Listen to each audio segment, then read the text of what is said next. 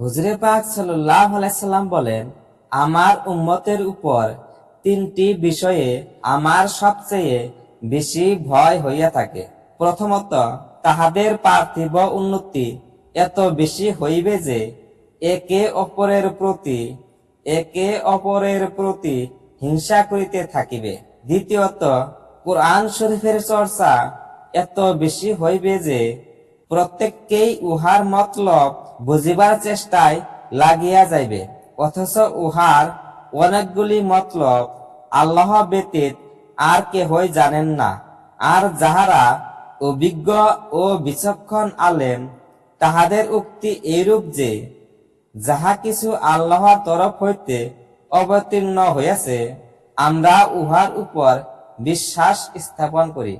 অর্থাৎ বিজ্ঞ ওলামাগণ উহার অনেক দুর্বোধ্য আয়াতের অর্থ বুঝিবার জন্য অগ্রসর হন না।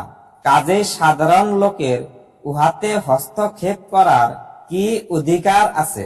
তৃতীয়ত, ওলামাদের হক নষ্ট করা হইবে এবং তাহাদের সহিত যেমন তেমন ব্যবহার করা হইবে।